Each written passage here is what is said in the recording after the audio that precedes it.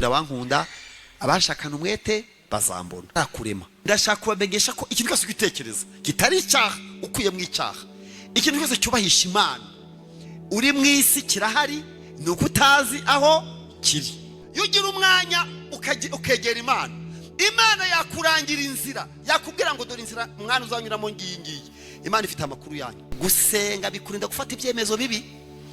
Nubu hano harandafite ibyemezo bibi. Mwicaye muri amateraniro muri umwaka mwarahisemo gufata ibyemezo bibi. Iki Imana barindiye kugeza hano. Imana yakurindiye iki? Muri uyu mwaka uje gukora iki? Ni iki uzatwereka? Nubwo waba warafushije intego imyaka yashize, ariko uyu mwaka mbifurije kumenya iki Imana yakuremeye. Murakoze cyane, reka manze mbifuriza umwaka mushya muhire wa 2026. Bifurije umugisha muri uyu mwaka. Amen. Durukana kuri bonane, nyuma yaho nagiye gukorera ahandi, ntagara honyine dukorera hari n'ahandi. Ngira ngo ni icyumweru cya mbere ahari interaniye hano niba ntibeshye muri uyu mwaka wa 2026. Muri uyu mwaka rero twinjiyemo ni umwaka tutigeze tubona, tutanabonye utazanagaruka, hazaza ibindi ukuyemo imyaka yashize. Kuri bamwe rero imyaka yawe yo kubaho iragabanutse kubera ko niko bigenda. Uko imyaka yawe minsi yo kubaho kwa utaraza ku isi yanditse mu gitabo cy'Imana, none rero imyaka ubishimira ko ubonye bishobora kuba inagabanyije ugomba kubaho. Ndakuvuga ngo iyi myaka yawe ruzarame ugeze muri 2026 ikaba hari uyu mwaka ugeze shona kuzataha muri uyu. Si byose Yesugize ngo umwaka uraza kuba uri umwaka abantu batazataha, hari n'abatashye kuri bonane no ku munsi wa mbere. Kandi ntabwo munaka ikibazo ari gutaha. Amaherezo abantu bose bari mu isi bazayivamo babishaka batabishaka, ari bato cyangwa ari bakuru, barize cyangwa batarize, bakize cyangwa bakennye, bashaje cyangwa ari bato, isi nuko iteye barimo bazayivamo bagende. Ubwo rero umuntu w'umunyabwenge ahora yibaza ngo ndamutse mvuye mu isi nabasize nkuru ki cyangwa nabanjyanye iki. Ndabifuriza rero ko uyu mwaka umurushaho gukora iby'Imana yaduhamagariye. Nicyo kintu mbifuriza. Kandi inageje mu tugiye kuganiraho, tugiye kuganira ku cyatumye Imana ikumenya. Hari umuntu w'umuhanga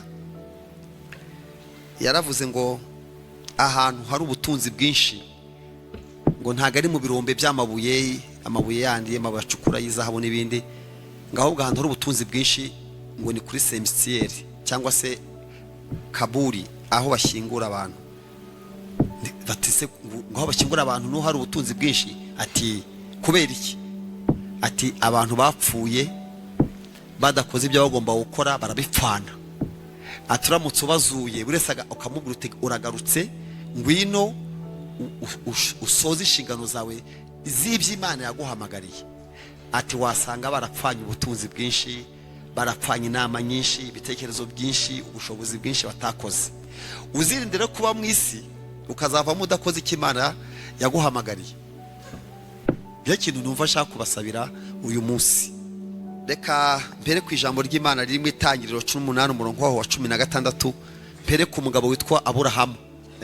Ngiye gusoma ijambo ry'Imana 18 mu Itangiriro umurongo wa 16, turebe umusogokuru wacu mu kwizera icyo Imana yamuvuzeho. Nawe wibuke ko kuba winjiye mu rusengero uri umunyakwizera urasanga nawe urimo. Haranditse Itangiriro 18 umurongo wa 16, Imana ibwira Aburahamu ko igiye kurimbura Sodomu. 16 ibice 18 umurongo wa 16. Abo bagabo barahaguruka baragenda bagera berekeza amaso i Sodomu. Aburahamu arabaherekeza. Uwiteka aribaza ati Aburahamu namuhisha icyo ngiye gukora? Ko Imana iteye ubwoba. Uzi ko Imana ikundana, Imana igikunda abantu ku buryo yiyumvamo inidete morale, ikumvira imwe umwenda wo kutaguhisha icyo igiye gukora. Yaravuze ngo ntacyo nzakora ntakimenyesheje intore zanjye zintakira ku manywa na ryari na nijoro. Iyi Imana yacu ni Imana ikundana. Imana igikundana mu kimenyetso cyerekana ko umuntu mukundana nuko nta kintu aguhisha, kibe kibi kibe cyiza. Kuko niyo waba ugiye kugura isambu uravuga uti yumvise ko naguze parcelle ntamubwiye, yakwibaza icyo twapfuye. Inshuti inshuti zibwirana akantu kose. Iyi Mana yaduhamagaye iyo mukundana, kuko Imana yaravuze ngo nkunda abankunda, abashakana umwete bazambona. Ubona Yohana wagiye Patimo ngo ari umwishwa Yesu yakundaga. Yesu arakundana rero, ariko agakunda abamukunda. Hanyuma rero uyu rero Aburahamu ni inshuti y'Imana, ni inshuti birenze kumurema, birenze kuyikorera, byabaye inshuti. Haranditse ngo abo bagabo barahaguruka bagera benda berekeza amaso Sodomu. Aburahamu arabaherekeza. Uwiteka aribaza ati Aburahamu namuhisha icyo ngiye gukora, kuko Aburahamu atazabura guhinduka ubwoko bukomeye bw'iki bw'ubunyamaboko, kandi amahanga yose yo mu isi azaherwa umugisha muri Aburahamu. Abantu bose bazahabwa umugisha muri Aburahamu. Umurongo wa 19 rero, kuko icyatumye mumenya ari ukugira ngo ategeke abana be nabo mu rugo rwe bazakurikiraho gukomeza mu nzira y'Uwiteka, bakora ibyo gukiranuka, bakimanza zitabera, kugira ngo Uwiteka azanire Aburahamu ibyo namuvuzeho. Icyatumye amumenya ni ukugira ngo ategeke abana be ibyo gukiranuka n'ababa mu rugo rwe n'abazabakomokaho. Ngiye gusaba abantu mwese mufite abantu mu rugo, mugaburira, muhemba, abantu bose ufiteho ijambo, inshuti, uzababwire Yesu. Ntukavuge ngo nzajya njya gusenga. Umuntu wese ufite aho uhurira nawe muri connection, umuntu wese mufite aho muhurira, uzamubwire Yesu. Iyo ni imwe mu nshingano yatumye Imana iguha agakiza mbere y'uwo muntu. N'ufite abakozi mu kazi bakaba abapagani, ntukemere ko bahemba buri kwezi ubure kubabwira ko Yesu akiza, kandi bazabikora babishaka batabishaka, kubera ko bakeneye akazi wawe. Abantu bo mu rugo babi wawe, abahanyura, abashyitsi, nukoresha ubukwe, Yesu ntukamuhishe, uzamuvuge mu bukwe, kuko aba bantu baje mu bukwe nta kindi gihe uzongera kubabona. Umushumba Karara tuzi ko ufite ubukwe minsi iri imbere bidatinze. Hari abantu bagukunda batajya bajya mu rusengero, muhurira mu bindi bintu, ariko iby'Imana mukaba ntacyo mubihuriraho. Hari ahantu habiri rero heza cyane iyo wagize ubukwe, b'abantu bakomeye mu nzego zitandukanye, biyumva ko badasanzwe, bafite ibintu bituma bumva batameze nk'abandi. Mu bukwe baraza, nubona bicaye uzirinde kuzana rya bindi baturitsa, kuzana impano ngo umare umwanya wose utavuze mu Imana. Njya mbabazwa iyo mbonye umuntu akoze ubukwe nkabona azanye abadayimoni bose, yari yarabuze ukuntu azana, akavuga ati uwo munsi nzaba nazanye abadayimoni bose. Mu Kirundi baravuga ngo guhenera abantu, guhenera abantu. Mu Kirundi iyo umuntu yambaye imyenda atikwije babyita guhenda. Guhenera abantu, mukaza guhenera abantu mu bukwe, mabere mukayatuga, mukayaturumbura, mukaza mugenda mujagira, ibitugu mukabyanika, abazimu mukabahamagara bikuzimu, abaza kuvuga inka mutigeze mubona, mukazana imandwa, ibintu byose.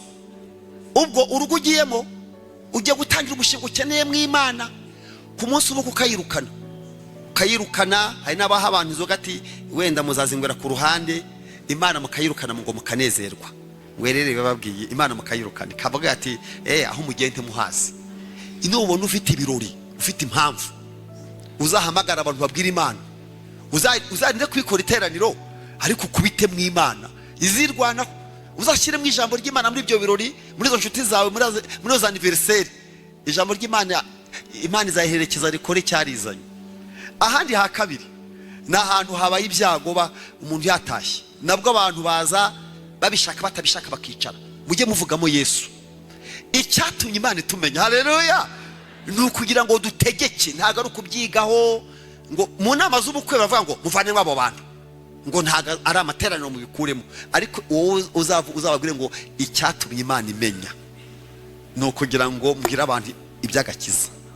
Aburahamu Imana amubwiye ngo icyatumye nkumenya rero no kugira ngo utegeke abana bawe nabo mu rugo rwawe n'abazabakomokaho inzira yo gukiranuka. Ngewe iyo umuntu azi iwanjye, hari abantu njyabona nkabona abana baje iwanjye, n'abandi bantu bose nkabona baje kuba mu rugo, nkabwira nti nta muntu wemerewe gukora ibyaha ata muri urugo. Nta muntu naha ibyo byanjye ajya kunywa itabi, ajya gusambana twasangiye, muzabikora mutavuye hano.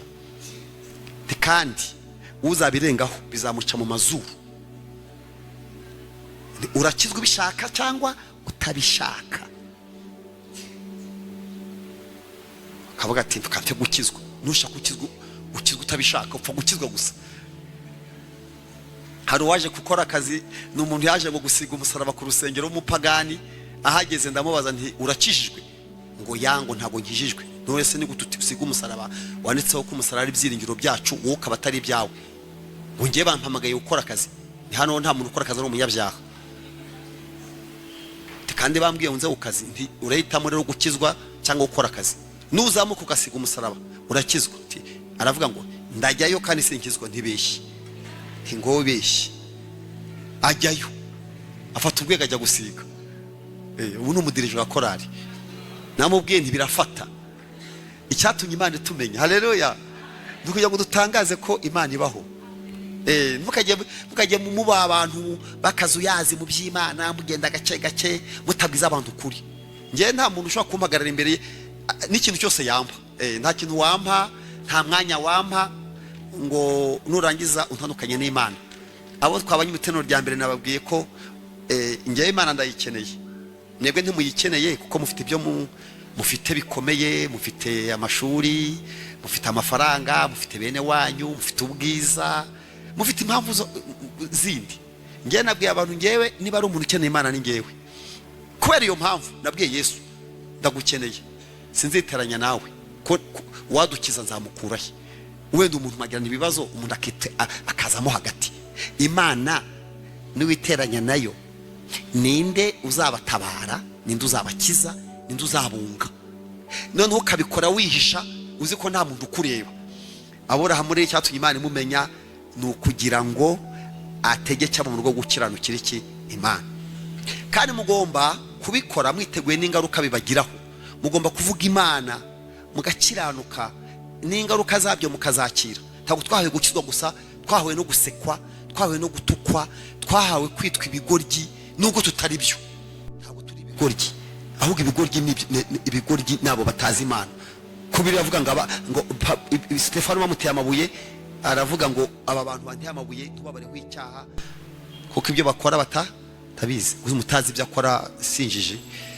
Paulo nawe yari doctor muri Durwa, arangije ntiyamenya Yesu wavuye mu ijuru. Muri byavuze ngo nari imboshwe rwose, sinari nzi Yesu wavuye mu ijuru. Yamuhoye ingoyi zose nari mfite, hari yasigaye nshima Imana. Paulo amaze kumenya Imana irahagaze, aravuga ngo ndashimira umwami wacu Yesu Kristo, ubonye ko ndo kwizigwa kangabira iki umurimo we. Nubwo nabanje kuba iki umunyarugomo, umutukanyi n'umubeshyi, yarabibabariye kuko nabikoze mu bujiji ntarizera. Dr. abijiji koma, injiji itarizera, nabikoze par ignorance, sinariza ari biki. Ntabwo ngiye narizi ko narimo ndenganya abakristo, nzigo ndi gukora neza. Nikodemu professor muri kaminuza, yari doctor ari professor, arangije aravuga ati sinzabaza ibibazo, ndi umuntu wize. Asaba Yesu rendezvous nijoro, aravuga ati Yesu nijoro ujya wakira abantu bati cyane, ndashaka saa 8 nta muntu ndeba. Nkunda Yesu ko ajya yakira abantu bose igihe cyose bamushakiye. Ku rugi rwo kwa Yesu ati hodi hapa, ati karibu, arinjira. Ati rero buriya nubwo ubona ndi mwarimu, atari ko hari ntazi. Mbere kujya mu iteraniro baravuga ngo umuntu utabyawe ubwa kabiri ntashobora kuba umwana w'Imana.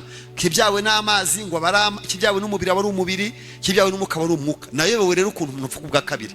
Yesu aramuga ati se wize hehe? Ati narize pe, naramenuje, ntaho ntageze, ndi professor.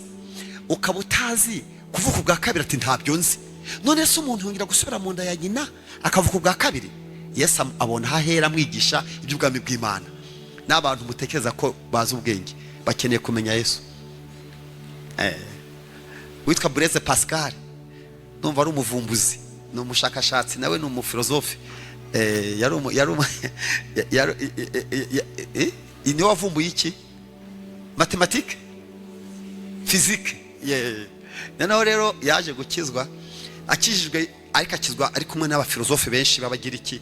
Noneho baramubaza ati ibyo bintu by'abarokore ibintu hora ubamo ngo by'Imana wazasanga Imana itabaho, reba ukuntu ntuwinywera akayoga, abagore nta nkumi utahana, ibi ni ibiki ko wibuza ibintu biryoshye byo muri ubuzima ngo ni Imana wiringiye wazasanga Imana itabaho. Yavuze ijambo nakunze, yaravuze ngo ubuzima ndimo ngo murabona naba mpombye kubera ko ntanguye inzoga, ntanguye ibiyobyabwenge, ntagiye mu buhehesi no mu busambanyi. Arabaza abandi ba filozofi ati none se ubwo niba ngewe ndamutse wenda nsanze Imana itarabayeho itanabaho nkazasanga itabaho kuko naba narahombye iki? Ndamutse nitwaye neza mu buzima bwa none, kuba ku rugo rwiza, kaba umunyamahoro kandi abantu bose amahoro, nkazasanga Imana ntayihaba, naba narahombye iki? Atuzi ko ntacyo waba warahombye wa mugani. Ati noho turebe wowe dusanze hari yaramubwiye rero, yamubwiye ati uramutse usanze hari wabikosora gute ugeze aho utabasha kubikosora? Mu yandi magambo abagira iki bari barakoze uburyo bakora ibyo bita ibyirwamana, bakajya bashaka buri gikorwa cyose cy'ubuzima bakakitirira Imana. Imana itanga urubyaro, Imana itanga imvura, Imana itanga kurumbuka, Imana itanga umwero, Imana itanga izuba, barabikora. Umwe aravuga ati mwabantu mwe ngiye kubagira inama. Abagira iki baratekerezaga cyane, abagira iki baratekereje. Buriya ururimi rw'ikigira iki ni ururimi rukomeye, n'abaroma barabasimbuye ntibarukuraho. Buri ibintu byose byinshi biri mu kigira iki. Hanyuma rero umwe aravuga ati ngiye kubagira inama kandi nk'umuhanga, ndabona mwakoze Imana z'amoko yose, ndumva nta Mana mwasigaje, ariko twibaze haramutse habonetse Imana twibagiwe ntiyazatumanika? Atumva rero reka twibakire urusengero, twandikeho ngo uru rusengero ni urw'Imana itazwi. Niko babigenje bati iyo niramuka iburanye uburenganzira bwayo tutinya kubahwa rwose, rikwaye tukuzi ariko twaraguteganya ko wazaza, dore ingoro yawe. Pawulo ageze muri Atenayi, rero ngo ari mazenguruka umujyi ngabona handitse ngo urusengero ni urw'Imana itazwi. Abatumaho arabwira ati iyo Mana itazwi ngewe zayibabwira. Ngo bose barashika baraza ati iyo Mana itazwi ntiyabyaye ntiyabyawe, niwe yabaremye, niwe yaremye izuba, niwe yaremye ukwezi, niwe yaremye ibihugu n'amazi. Ngo barangije ngo baravuga ati iyo ngiyo iri hehe? Ngo rapfukamara abasengera. Twe kuvuga Imana, haleluya. Icyatumye Imana itumenya ni ukugira ngo dutegeke abana bacu, dutegeke abazakomoka kuri twebwe, tubwire abashyitsi, tubwire inshuti yuko Imana ibaho. Mbifurije uyu mwaka kongera kuvuga Imana, amen. Kuvuga Imana ni byiza. Hari ubutumwa bwiza iyo butavuzwe, iyo mutabuvuze ntago uburyo Imana yaremye systeme yivuga butumwa. Yaravuze ngo ese bakizwa gute nta muntu wababwirije? Ese babwiriza gute nta wabatumye? Ngo kubera ko ngo umuntu yumvisha amatwi akizeza umutima akatuza akanwa ke agakizwa. Tutavuze iby'agakiza, tutavuze Imana ntago abantu bayimenya. Mpamvu mugomba guhora mwiteguye iteka kuvuga Imana, mukayivuga mu kazi, mukayivuga mugenda, mukayivuga mu bikorwa. Hanyuma rero ijambo rindi shaka kubabwira gusa ko Imana yaturemeye kugira ngo dutoze inshuti, abavandimwe abo tuvukana iby'agakiza. Babyumva cyangwa batabyumva tubivuge. Nahoze nsoma irindi jambo muri Yeremiya, nsanga Imana yatumenye tutaramenya ko turiho twebwe, nta n'abantu batuzi. Naje gusanga tura abantu ba kera, ntabwo dusanzwe. Naboze nsoma muri Yeremiya cya 1 umurongo wa 1, sanga burya Imana iranzi cyane, ntago ishingwe kumenya, ishingwe ko ngiye impamagarira nuko nyimenya. Nasomye Yeremiya umurongo igice cya 1 umurongo waho, ubuhanuzi bwa Yeremiya igice cya 1 umurongo wa 4. Ubuhanuzi bwa Yeremiya igice cya 1 yimyakurikira Yesaya igice cya 1 umurongo wa 4, haranditse ngo nuko ijambo ry'Uwiteka rinzaho riti nakumenye ntarakurema. Wowe wamenye utarandema? Nakumenye ntarakurema. Warunzi utarandema? Yego, Imana yamenye itarandema. Nakumenye ntarakurema mu nda ya nyoko. Ngaho rero kandi nakwejeje utaravuka, ngushyiriraho kuba umuhanuzi uhanurira iki? Amahanga.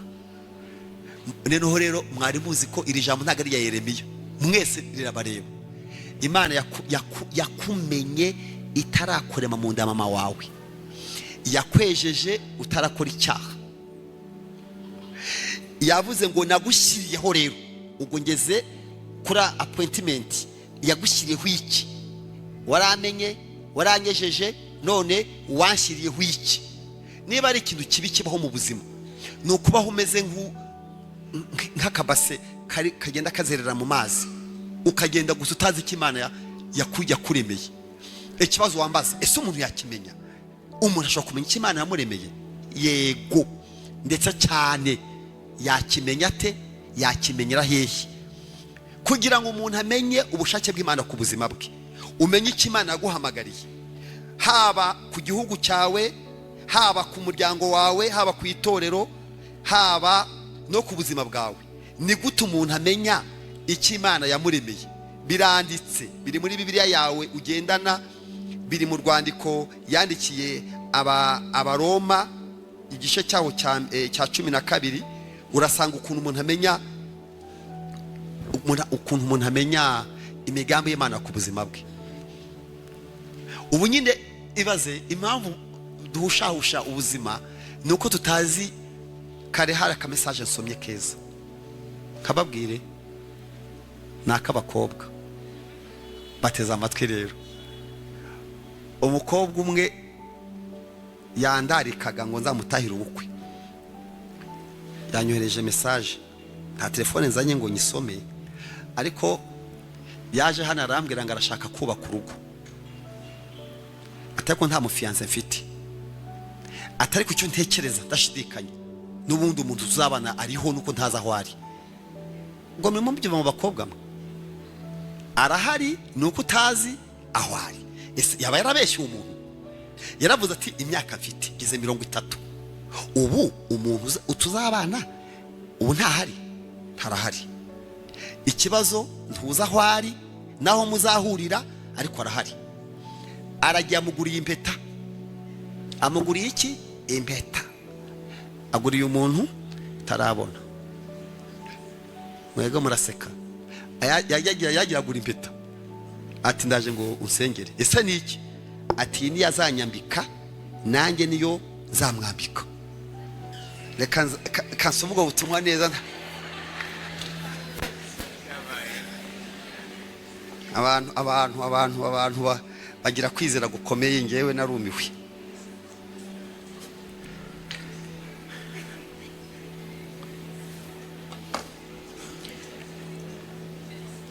Ubwo mugiye kuzigura, sijya kutazishira mu isoko.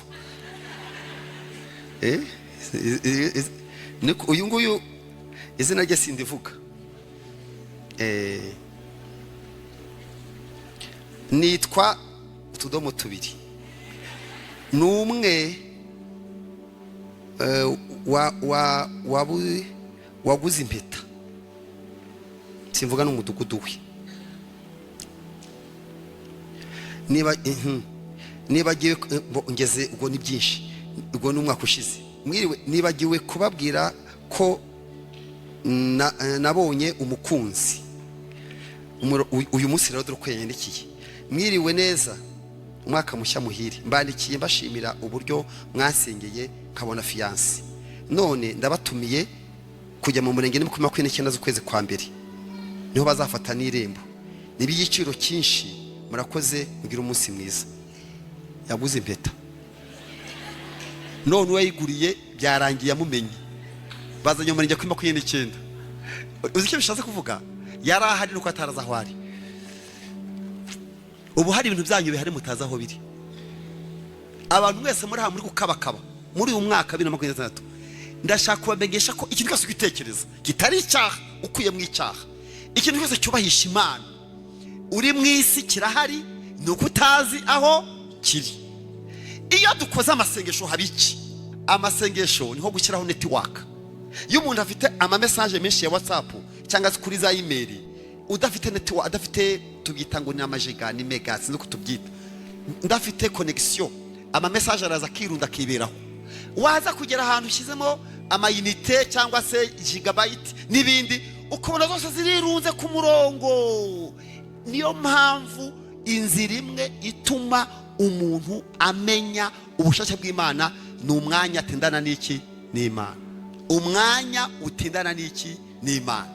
Buriya gusenga ntabwo ari ugusaba. Gusenga no gusabana n'Imana.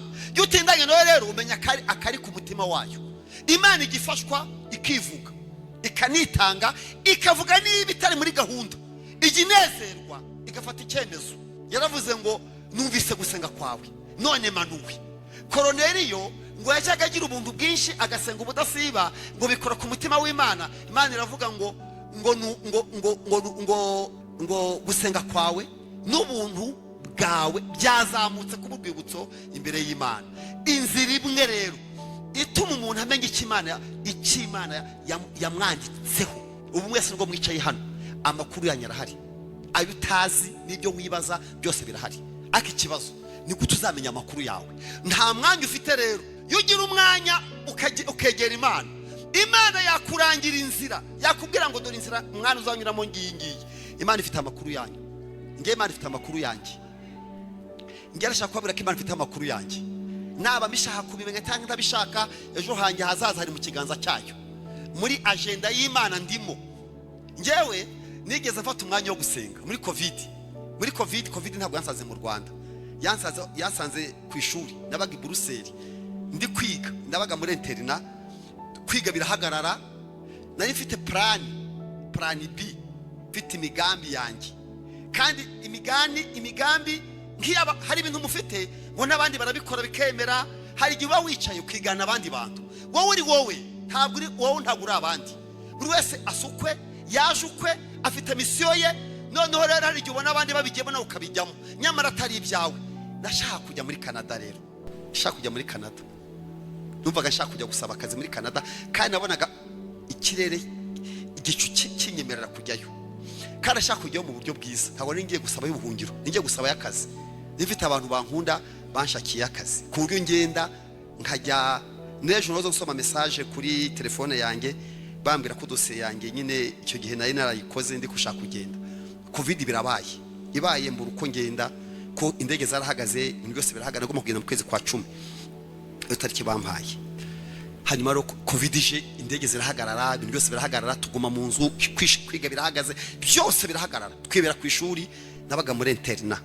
Hanyuma rero ndavuga ngo mu gihe nk'iki ntazi bizakurikira, Covid ijite, hinyagwijite kimujije kwigendera. Namwe harabo yabujije kugenda. Ariko ngewe muri Covid nabonye umwanya wo gusenga. Ndavuga ngo ngiye gusenga. Nafashe yari iminsi myinshi, nta muntu yajyaga, nta modoka igenda, abantu bose bari mu mazu, ndasenga. Senze Imana impishurira ko ngiye kugaruka nubwo buryo naje hano. Sinari byari muri gahunda yanjye, nafite iyo ndi kujya. Ariko nsenze numva Imana imbwira ngo ndabizi ufite plani zawe, ariko amasesho yawe ngiye guhishurira aho ugomba kujya. Nibona ngarutse mu Rwanda. Noneho ngarutse nabwiye abana ko mbajyanye, nabwiye umugore, kandi abana bakunda hanze n'abagore bakunda hanze, bari barishimye. Ngiri umukobwa wanjye Steri rero, dore no umukobwa mukuru, ndashaka ko nkujyana wowe imyaka itazagufata ngakujyana kare. Nambwiye nti wowe narwanaga na Steri cyane, mvuga ngo mujyane we kuko nabonaga imyaka igiye kumufata, imyaka bafatiraho abandi ari batoya. Newe nahaye dosiye nga yinkorere, yaba ari umunabi ashakira ibyangombwa ku kagari, ku murenge, byose byo meta civile byose abinshakire. Kandi ugire gucisha ki vuvuki uje ubwira abantu gusa ko papa bishaka kwishura wawe mutumye, naho nimo mbijyana ahantu ngo ndewe ko njyana abana. Ndavuga nti bazabona mu gitondo mufite amapasiporo arimo visa, musanga yo ngiye kugenda mbere, ndaba mfite akazi nemo shaka inzu, mfite akazi ku buryo mubona uko muza. Ngiye ntabwo nzagaruka, nta bizangarura mu Rwanda, nta kintu basize, nta kintu ngomba, nta kibayo, inzara yaho yarandiye bihagije, nta cyo njya kuhakora, nta mwenda mbamwo niyo bawundi bo nakoreye. Nuko turiteguye rero. Abana kambwa ati se tujya kwiga, ndi batize kwera iki, ati kwa tubwiye ko tugiye kugenda, akana amashuri akaba yafunguye. Nimo yamugiye hari uwambwiye akana gato ati so papa mwazansiga ntituzagusiga tuzaza kureba ku ishuri nitugenda. Noneho rero Imana ingaruye ndibaza ndahera hehe abana n'umugore ndababwira ngo ngarutse ndi uzi kuseba uri umuntu w'umugabo no kurya ibyo kurya by'umwana. Uri umuntu w'umugabo kajya ibyo kurya by'abana kumva umwana avuze ngo papa ndiriye ibiryo. Imana uguseba uri umuntu mukuru. Noneho rero Imana imbwiye ko nzagaruka iza kubinyuza nyine mu mushumba mukuru w'itorero ADEPR. Niwe wampamagaye ari saa moya n'igice nimugoroba kuri WhatsApp ambwira ko hari urwego rwicaye rutekereza ko ngomba kuza. Ndamubwira rero nti mushumba mukuru ufite ikibazo cy'umugore n'abana. Habaye iki ntibari biteguye kuza. None subu ndababwira ko bagenze gute. Ndabubwira nti nukuri ntago nahibuka imbere y'abana banjye n'umugore. Arambwira ati noneho wowe n'umpe nimero z'umudamu ndamwishakira. Ngenda mukubwirira wowe ntumubwira ibibaye. Madame aramwitaba ambwira ati ubwo madame arampamagara ambwira ati umushumba mukuru w'itora ADEPR mushasha wagiyeho waragiye yarampamagaye. Nibagiye kumpa akazi. Tisimbiza kubwira gende mwumve. Tigende kumwitaba ntiwabimenya ugezeyo. Kugira ariko icyo ashaka kubabwira iyo turi gusenga tugatenana n'Imana tumenya ubushake bw'Imana. Gusenga kwatumye ntaridagira kandi nifite amajwi menshi. Nifite abanya bavuga ati idekarare dore muri Afrika haba hari ibibazo n'intambara saba ubuhungiro nuko ariko nsenze Imana irambira ngo no ndakwiyamye subire iyo ngiyo tuka suko naje mukambona. Gusenga ni imwe mu nzira itumenye icyo Imana igushakaho. Yosefu umugabo wa Mariya bari barakundanye bafite ubukwe, hanyuma aravuga ati mbonye twitengeye kumubenga, maze kuko yari umukiranutsi aravuga ati nzamubenga mwibanga ntawe uzabimenya. Kajya abwira Imana, Mana wangiye njute ko Mariya yitondaga ni gute yaje gusama inda kandi yanabigize ibanga. Ibaze inda umuhungu abona aba ari inda nkuru. Ni nk'amezi angahe buriya? 6. Ibaze inda y'amezi 6. Ubahungu nibapfa kubona inda abagore barabireba baba maso warahindutse kabona guciragura umeze nabi imbeho bakati oya timurebe neza ko akatinjiye. Umuhungu rero yiye ko arabona umukobwa na Mariya nawe yibajije ukabwira umuhungu ngo yasamye inda y'umwuka wera. Ni hehe umwuka atera abantu inda? Umwuka atera abantu inda arasaba ararekera agiye ko nabona indigeza. Umuhungu aravuga ati se dibiki ariko abonye ko Mariya yabigize ibanga nawe abigira ibanga agambira mu mutima kumubenga. Imana avuga ati umva nkubwire ntutinye kujyana umugore we Mariya kuko idafite ari iki ayo mwuka wera. Gusenga bikurinda gufata ibyemezo bibi. Nubu hano haranda afite ibyemezo bibi mwicaye muri amateraniro muri umwaka mwarahisemo gufata ibyemezo bibi ariko Imana imuburiza mu nzira. Mu yandi magambo rero y'Imana duhamagaye ibishaka yuko mutagenda musanga nk'abatazi yo bajya. Paul aravuze ngo iyo ngenda sinkutazi yonjya yo ntera ibipfunsi simpusha. Ngenda shaka kwifuriza abakobwa muri aha, abasore muri aha, abahungu muri aha, aba papa n'abamama, uyu mwaka Imana iguhishurire icyo yakuremeye, icyo yakubumbiye. Nkwibutse ko Imana ntiyakuremye kugira ngo ikumenye, yakuremye kugira ngo uyimenye. Iyo nteruro ko yoroshye mwamfasha kwisubiramo kanyisubiremo. Imana ntiyandemye kugira ngo imenye ahubwo yandemye kugira ngo nyimenye. 1 2 3 Imana ntiyandemye kugira ngo imenye ahubwo yandemye kugira ngo nyimenye. Nicyo rero ngicyifuzo mbafiteho, icyifuzo nifuza nanjye kuri ngewe nkeneye kumenya Imana kuruta uko nyizi. Imana iriho rero iyo uyishatse urayibona. Mwese mbifurije ko mumenye icyo Imana abahamagariye, icyo Imana barindiye kugeza hano. Imana yakurindiye iki muri uyu mwaka? Uje gukora iki? Ni iki uzatwereka? Nubwo waba warahushije intego imyaka yashize ariko uyu mwaka mbifurije kumenya icyo Imana yakuremeye. Haleluya.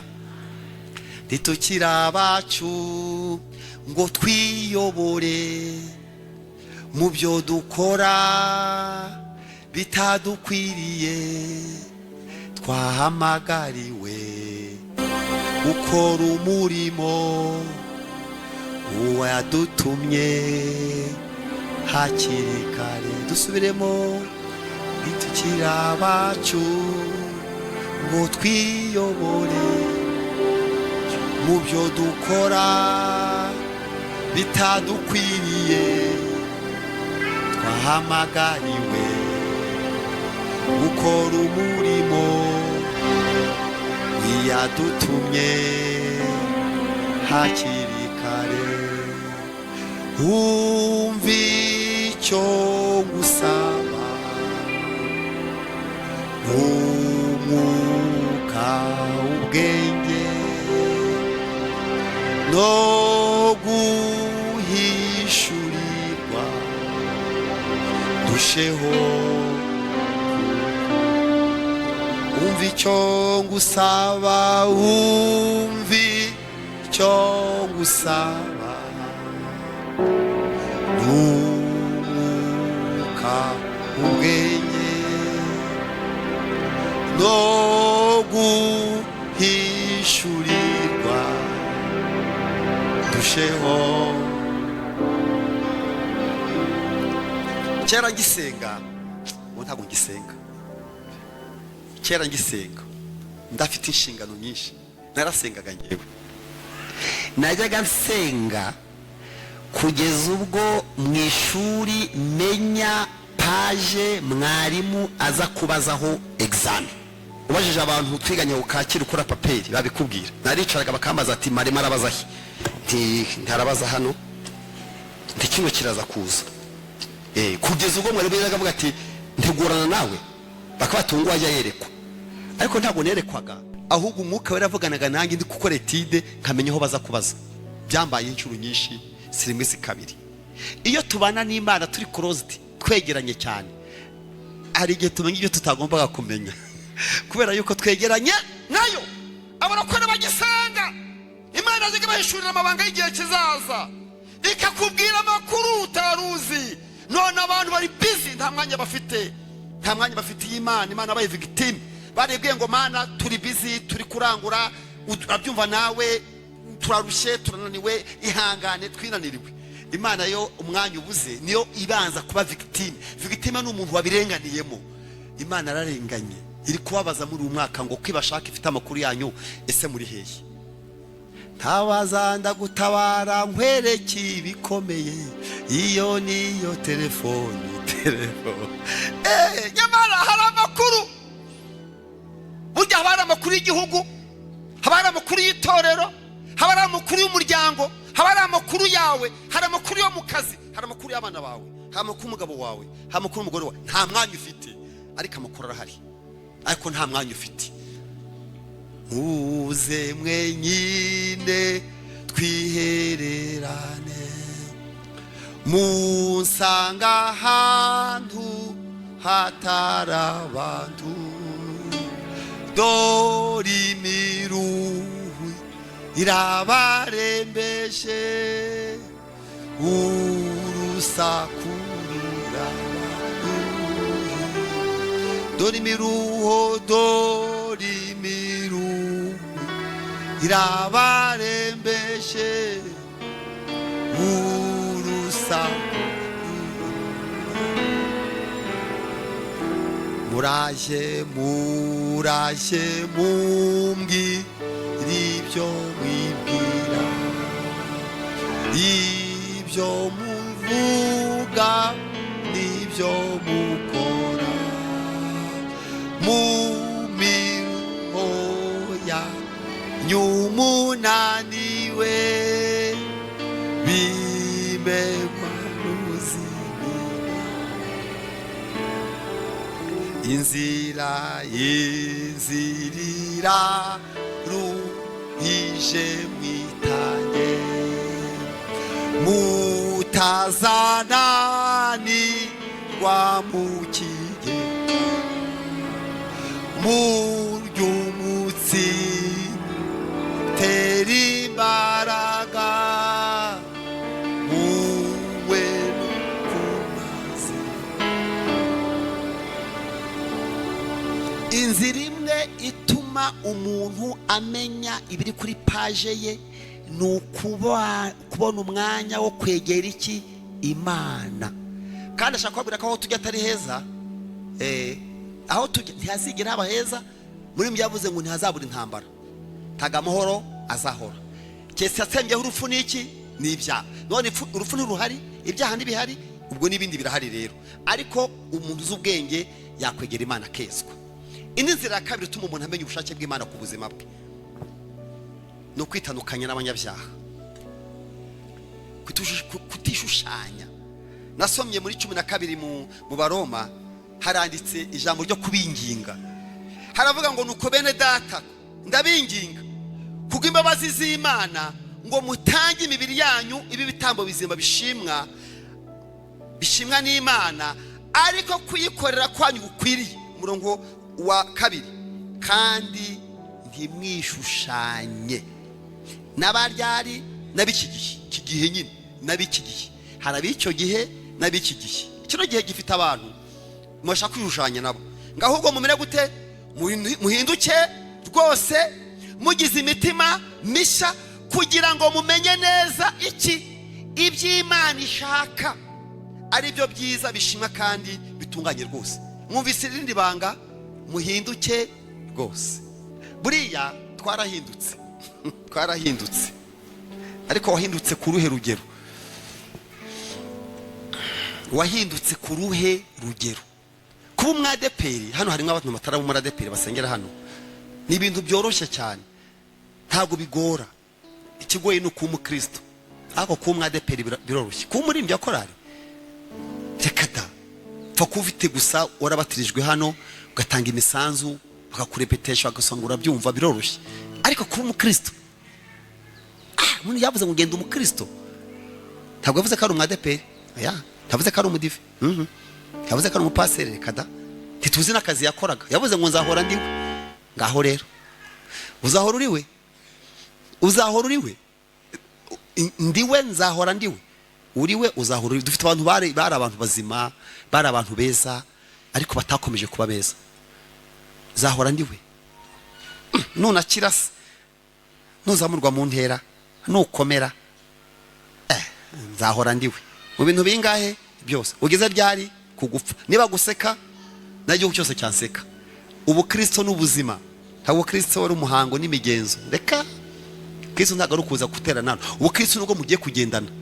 Umuntu yaravuze ngo urinde, ngo ururiwe iyo nta muntu muri kumwe. Ubu ngubu ntabwo murano ko abantu bose bitonda hano. Nuwavuga nabi aravuga nabi dusohotse, wenda arenze imbago. Nutukana tugeze hari kamere tugeze imbere y'Imana, turapfuka amata kubita ivi hasi, ikimezo cy'umusaraba, tukagira gutya tugeza ahera hayo. Naho mu isoko ni kwa shitani, aho utaha ni hehe, aho wirirwa ni kwande. Imana yo yizi gutyo ko ari Imana yo muri izi mbago, izi ngutenyi. Naho mu by'abandi wirirwamo, naho mu manama burimo y'ubugome n'ubugambanye, naho mu nama bawicayemo, ararararara. Imana si Imana inegurizwa izuru. Ikintu cyose umuntu abiba aragisarura.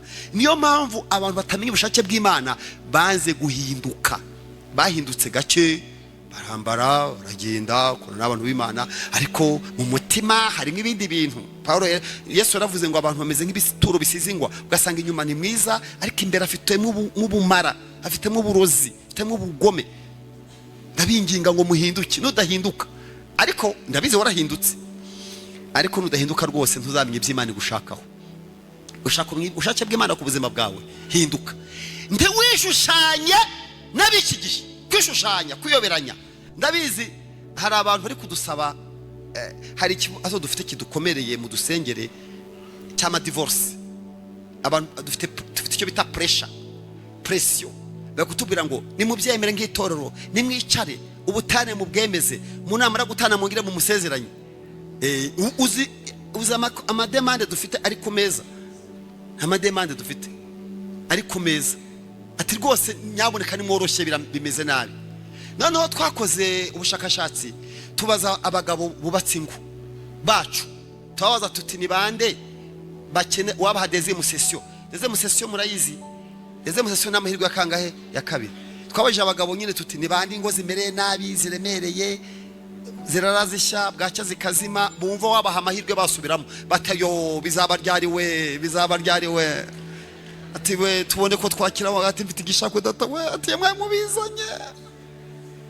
Dufite abagabo bakeneye deuxième session gusubiramo, basanze baribeshe ngo bari baje kubaza n'amasake, basanga bazanye inkuba, niba ari ibiki. Yesu we. Dufite abagore bavuga bati ndi ku musaraba, mwabizanye vuba. dufite abashaka deze mu session kubaha amahirwe yo gusubiramo ngo baje gusanga baribeshye. Bubatse ngo muri hano reka mbabwire, mushatse umuntu ushaka gusenya yabona support, yabona ibituma asenya. Umuntu ushaka gusenya we azareba, azabona ibintu bituma umva urutonde rw'ibyatuma usenya birahari. Ariko nushaka kubaka urutonde rw'ibyatuma wubaka nabyo birahari. None abana bacu bafite ubwoba bwo gushaka, abakobwa bafite ubwoba bwo gushaka. Ese kira uriya muhungu tugiye kubana ntabwo azanta? Mbese abantu bafite ubwoba kubera iki? Abantu turi gushaka kwishwanya n'abaryari n'abiki gihe. Dukora ubutane bwemerwe, tubasezeranye, twongera tubasezeranye, kamabwira amateka abiri abantu muradepera mwege mutari muzi. Kangiye kwabwira iteko bigoye ariko by'ukuri. Iyo umuntu yasezeranye mu itorero rya Gikristo tutitaye kuri iryo dini, akaba yarakoze indahiro ivuga ngo tuzabana karamata dutandukanywe n'urupfu, aho wabivugiye hose, habe muri Eglise Catholique, habe muri Adventiste, upfa kuba warahagaze ukabivuga uri imbere y'Imana uvuga ko mutazatandukana. Bwacya mukagira ibyo mupfu kagaruka, wa muntu atarapfa kiriho, kuko harimo koroze ebyiri, tuzatandukanywa n'urupfu cyangwa Kristo agarutse. Nta cyabaye muri bibiri. Yesu ntiyaje, nawe ntiyapfuye. Hano wambwiye atazapfa ryari we, atazapfa ryari we. Umuhanuzi w'umukobwa yagiye ajya mu rugo rumwe asanga umuntu w'umugabo, amubwiye ati rero ati nabize ufite igishako cy'umugore atari kirambwiye ngo azapfa. Noneho ati kandi ninjye uzashaka. Umugabo yikisha umugore inzara ngo apfe, nawe ntapfe. Agashaka kwapfa we, arindira kwapfa abona ntapfuye. Ati wa muhanuzi warabeshye, ati n'ubundi reka nkomeze nubake, ati mbona atari gupfa. Dufite ari gusenga ngo bapfe. Mwene abo kandi ubasenga ngo bapfa ntibajya bapfa. N'ubundi ntahanda ngo nimwe mutuma barama ntago bazapfa. Na Yesu ntiyaje no gupfa ntibapfuye. Hari abantu abo ngabo ntitwongera kuba bahagarika hano ngo basezerane. Abakabiri rero nibo nshaka kuvuga, umuhungu n'umukobwa bishingiye cyangwa bamwita ngo gucikira, bacikiye bakikundanira gusa bakibanira. None bamara kwibanira tuvuge ko ari abapagani bombi batazi Yesu, bukeye barakizwa baza mu nzu y'Imana. Bahageze bakizwa babana mugabo n'umugore, nta sezerano ryo mu rukiko nta n'iryo mu rusengero, ariko baraza barabatizwa batarasezerana mu rukiko cyangwa mu rusengero, bagira ibyo bapfa nanone. Baragaruka ati n'ubundi nta sezerano tugirana. Mubyayeho abana bane, hako ntaho nigeze na hamwe musinyira, nta mu rukiko nta no mu muryango nta nayo. Kuba warahagaze ukatwereka ko ari umugore twagusura, iryo ni isezerano rirahagije. Afite amerwe yo kugira ngo muraza namwe ngo nimwasezeranye ntituzabakira. Uwo mugore murabana, urugo rwawe turaruzi, n'abana turabazi. Iryo ni isezerano ahubwo rikomeye kuruta andi yose yanditse. Abo basenga n'umushaka muzigumeho muzikomeze, ntabwo tuza kubemerera. Ni hahandi nimukomeze mwikorera umusaraba, kuko Yesu avuze ngo wikorere umusaraba wanjye unkurikire. Ndashaka kubabwira iki rero, kugira ngo umenye ubushake bw'Imana nuko wirinda kwishushanya abaryari n'abikino gihe. Kino ni igihe abantu bashaka gukora divorce, bashaka guhindura abagore, bashaka guhindura abagabo, bamenya andi makuru ngo yandi batari bazi, bawonye ibibi kandi bajya bahagarara hano. Ngenge ndeba ukuntu abantu nyine abatwerekana n'abamaze kushaka n'ababyaye rimwe. Iyo umuntu amaze gukora ubukwe umva umuntu avuga ngo bene data ndashaka gushima Imana yabanye natwe mu bukwe, byari bikomeye, akimana ibana natwe iratwiyereka. Ndashimira abayobozi b'itorero rwose kuba tubaye hafi, ndashimira n'abakristo mwese muri rusange, twabonye Imana namwe twarababonye. Sawa, iyo rekodi Imana irayizi. Mbo akabasamye inda ya mbere, akana kambere amaboko abyara akaza gateruye, n'umugabo uzugateruye akenshi, n'umugabo uzugateruye agahagarara hano ati bene data rero ndagira ngo mbabwire ukuntu Imana abanye natwe byari bikomeye. Reka mpe na madamu nawe agira icyo avuga. Ayiwe, none ngo ugeze mu nzira ngo biranze n'amafoto Imana yajyanye, nimukomeze iyo nzira, nimwihangane mubake ingo, nimuhangane mubake ingo.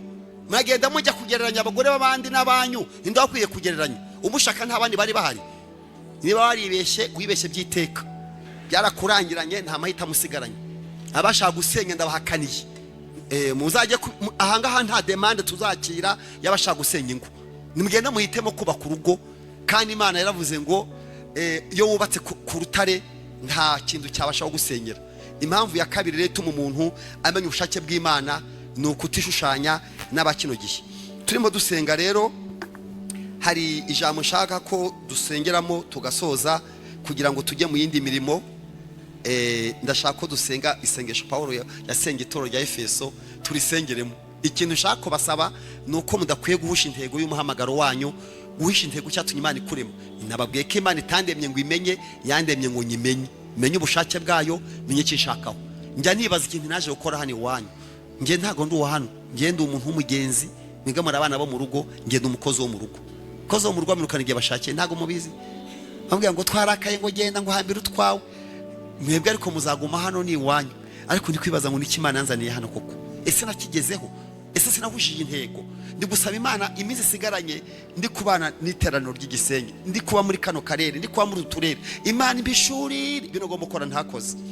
Imbabarira amakosa narakoze yose, iyambabarire maze impumura amaso, inyereke ati mwana wanjye rero nubwo wabyishe dore icyo wakora ngiki. Kandi birashoboka. Nawe kandi niko byakugendekera. Ushaka ubuzima bwawe umaze ku isi warangije ubuzima bwawe, warahise amahitamo mabi, ariko uyu munsi wo ku cyumweru wabwira Imana ngo Mana nubwo nangije byinshi ariko mpadeze mu session, mpa amahirwe ya kabiri yo gukiranuka, atari yo gusenyurwa ariko namirwe gukiranuka. Amen. Ubu dufite ikintu cyitwa ubusambanyi. Ubusambanyi bwabaye nk'amazi yo kunywa, ntago wakigifata nk'icyaha. Ugasanga ubusambanyi ni ikintu cyadutse gikomeye no mu bantu b'Imana. Biravuga ngo ntibikavugwe. Buriya kamabwira akantu kame kabayeho. Umuntu umwami yarafite umugore, umwami bakeka yuko asambana. Okanumuza mu makumvise bamubeshyera, bamukeka gusambana.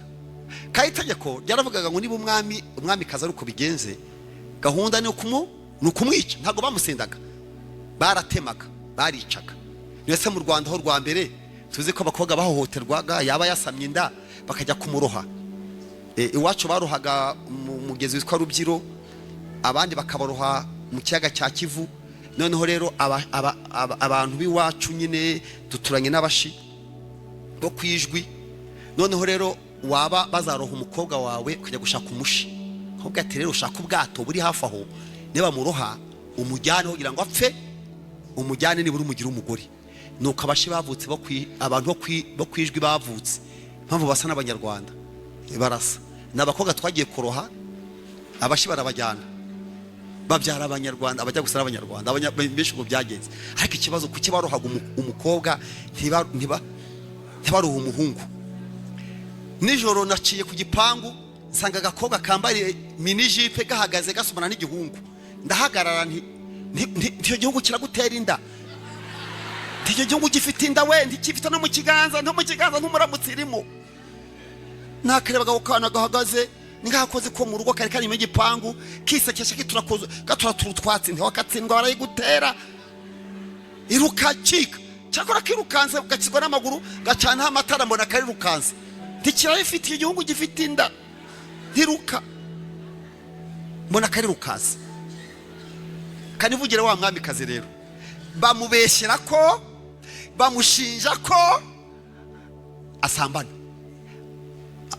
Bamushinja, bamubeshyera, bamukeka, baramuketse, babibwira umwami. Umwami afata amabuye niyo bicishaga, bica umwami kazi. Nyuma baza gukora nkete basanga baramubeshyeraga. Noneho babaza umwami, cyo shaka babaza umwami bati se mwami, kwicira umugore wawe ushingiye ku magambo bavuga, ntabwo wumva ufite regret wicuza? Dore ukuntu yasubije, cyo shaka kubabwira. Yaravuze ngo byonyine kumva ari umwami kazi bikageraho bakeka ko anasambana yarakwiye gupfa. Umva ikintu yavuze ngo urwego ariho si umuntu wo gukekwaho iki usambanye, kuko ntabwo ari ni ukuvuga ngo yari afite agakungu. Umwamikazi ntabwo ari umuntu woroshye, yari umuntu nyine ibibazo. Umwamikazi ari protege kugeza ubwo bakeka ko asambana n'ibisonga byabaga muri urwo rugo. umwami batera amabuye uwo mwamikazi. Umwami bamubaje bati kuki wishe umugore wawe kandi arengana? Aravuga ngo nubwo atabikoze no kubimukekaho byonyine. Kugukekaho ubusambanyi, uzugukeka oya kugukekaho. Nawe tekereza biraba ngo ibyo byaha ntibikavugwe, ntago ari kubikora, ntibikavugwe hagati muri mwebwe. Uzirinde ko bagukeka. Mwabyumvise? Uzirinde igituma bagukeka. Ngarika abantu banyibazaho, ntago bakwibazaho hari agakungu. Impamvu ngewe nta mugore wansaba rifite ngo nyimuhe ubuzima bwanjye cyangwa umukobwa ubaho. Ndi mu modoka nyine niyo shaku ntiwambwira ngo ungeze imbere imvura iragwa. Keretse mbonye mu modoka turi benshi ko sinagutwaramo kishobora. Ibaze twaye umugore w'abandi n'umuririmbyi, noneho mugeze mu nzira mugize impanuka muri abantu bangahe? Babiri. Irabagaraguye itari kumwe n'indaya ye. Imana irabaha ninye, Imana irabahaniye tu ibinyamakuru biguteyeho. Cyacu ubusambanyi barakirinda, ntago bagisengera ngo Mana ndinde ubusambanyi. Ntabwo izakurinda, uzabwirinde. Ntago bawungwa mu mazi. Mwabagore mwe mwirinde abagabo b'abandi, mwabagabo mwirinde abagore b'abandi, mwabakobwa mwe ibyo bihungu birababeshya, muramucatinga mushukana mubeshya. Ubu abantu benshi bajya gukora ubukwe, abantu benshi tujya gusezeranya ajya gukora ubukwe kamuga ati rero nubwo ndi umurokore ati rwose atari ko irariranyije ati none rero ifotore wambara ubusa ndebi ati woge sha telefone hariya muri dusha wambaye ubusa yendeye ukuntu amabere yawe ameze. Toka dayimoni. Umuntu afite telefone ngo ujya woga kureba. Ndashaka kubabwira ndimwishushanye n'abaryari n'abakinogiye. Impamvu utamwishaje bw'Imana ibyaho ukora ntago byatuma umwikemana gushakaho. Abandi muri ikinisha, abandi mu filime z'urukoza soni. Mbese ukavuga ngo urashaka kumenya gushaka ukibwirwa n'iki? Uba mu mwanda. Ntimwishushanye nabi kigihe, ahubwo muhinduke rwose mugize imitima mishya. Ndabinginga imbere y'Imana kugira ngo uyu mwaka mwinjire mu mwaka mushya mwihane ingeso mbi mwandujwe n'abasokuruza banyu, mwandujwe n'amateka, mwandujwe naho mwanyuze, muhinduka abantu bashya. Niga Imana y'amahoro izababwira imigambi yayo. Ndashaka ko dusenga ariko numva ndashaka ko umuntu urindagira kubera ko amakuru yawe arahari. Ibintu Imana igushakaho biranditse. Ntiyakuremye kugira ngo ikumenye, yakuremye kugira ngo uyimenye. Wayimenye ute? Icyambere uburyo ubana nayo bizatuma uyimenya. Icya kabiri kwitandukanya n'abadatunganya. Hari umuntu witwa Efurahimu, abana bakwa Joseph. Joseph yabyara abana babiri, abyara Manase, abyara na Efurahimu. Bajye gutanga umugisha bahaga umwana mukuru. Yakobo rero aravuga ati Yosefu umwana wanjye watuzanye muri Egypt, nzanira abana bawe mbaho umugisha. Yakobo ntiyarakibona, ategura Manase rero nk'umwana mukuru bagiye guha umugisha. Ikiganza cy'iburyo kikajya kuri Manase, cy'ibumoso kuri Efurahimu. Nuko rero umusaza ajya mu mwuka arareba, abona kuri, arareba aravuga ati ndereswe, ati mbonye Efurahimu nubwo ari muto azakomera, azaba intwari, anyuranya amaboko kw'iburyo kuri Efurahimu, kw'ibumoso kuri Manase. Abitesha agaciro. Gutesha agaciro ibiganza washyizweho n'abakuru. Kwara gusengera bibatizwa, tuguhiga buru ryera, twaturaho umugisha. None wabitesheje agaciro, wagize ntago bikora. Efurahimu yivanga n'abanyamahanga. Kosa rya mbere yakoze kwivanga n'abanyamahanga. Bamumara mwiki imbaraga, abanyamahanga batumara mwimbaraga. Ntabwo muzakorana akazi, muzagendana, ariko mumenye ngo mu rubwoko bwaturanijwe muri abantu Imana yaronse, mu rubwoko Imana yatoranyije abantu Imana yaronse. Kwivanga n'abatizera bamumara mwiki imbaraga. Dore ukuntu yasigaye agaragara rero, ngamera ngo nk'umuntu wameze imvu ziki z'urutarutaru imburagihe, ko bona umwana wameze imvi yashaje imburagihe yishwe n'ibyaha. Icya kabiri ngamera nk'umutsima udahiye uhinduye uruhande rumwe. Icya gatatu inuma y'iki yinjije. Niyo mpamvu noneho Imana mwaravuze ngo ntikuri amasezerano ikiyakuraho, ihita ifata amasezerano yo kwa Efurahimu, iravuga ati siko bizaba, unyubaha niwe nzubaha. Iyakurayo iyasubiza kwa Manase, ariho Gideyoni avuka. Gideyoni yavutse ari kwa Manase, avuka baravuze bati ko kw'ibumoso kuri mwebwe. Gideyoni amaze kuvuka rero ariyakira. Imana iramusangira aho ngo uraho wa munyembaraga we, wa munyembaraga we ugira n'ubutwari. Gideon ati ariko wabuza igisekuru cyacu n'amateka yanjye, ati uruhese mwa, ati ko nkuzi ntarakurema mu nda nyoko, njyewe ndo kwa sogokuru ni Yakobo, sogokuru ni Yakobo, sogokuru ni Manase, badushyizeho ukuboko kw'iki kw'ibumoso. Iravuga ngo nibyo koko niko byagenze, Efurayimu yivanze n'andi moko amumaramwe imbaraga, amera imvi z'urutarutaru, aba nk'umutima udahinduye uruhande rumwe, arangije abe nk'inuma y'injiji, nabihinduye ngwino nkwihera ibyo nari narahaye nde Efurayimu. Ndashaka kubabwira ne data, yukoze ibyaha byaba bizwi cyangwa bitazwi, uburi kubitsa mu kibina, uburi gutanga umusanzu kwa Satani. Hari ibyo bita share cyangwa icyo bita actionnaire, actionnaire, umutanga imigabane kwa Satani. Ukugenda ukora ibyaha, wiba, ubeshya, usambana, uba mu mwanda, Satani uburi kumuha imigabane kandi azakungukira. None uyu kiranutse uburi kuha imigabane mu bwami bw'Imana. Uyu mwaka turangije rero 2025, ibyaha twakoze birahagije, ntimwongereho ibindi. Ndabasengera mu izina rya Yesu, mbatureho umugisha. Ngiye guhera ku bantu baguye rero. Umuntu uzi ko waguye iki ni cyumweru cya kabiri, ndashaka gusengera mpagaze mu butware bwa Kristo Yesu. Imana ikubabarira ibyaha wakoze, uherekana ukanya ufate ikaramu wandike ngo birarangiye, ntangiye bundi bushya. Haguruka tugusengera Imana. Imana yakuzanye. Niba waje kurebera abageni, sindi byakuzanye ntibindeba, ariko Imana iravuze ngo ngwino tugusengere. Tambuka mu mwanya wawe, ntakwihagararaho. Hagarara uvuga uti Mana, ibyaha nakoze birahagije, uyu munsi mbabarira sinongeye gukora icyaha ukundi.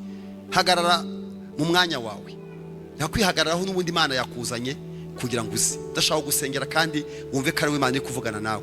Dore bazanye n'umukeka, ngwino turagutegereje, ngwino tugusengera Imana kugira ngo uyu mwaka utangirane ibintu, hari ibintu byawe bihari utaruzi. Ngwino wihane, uzaze kubimbaza nyuma. Ngwino ufukame umbwira uti ko napfukamye, ko ntabyo namenye. Ngwino ufukame urahita umenya ibintu.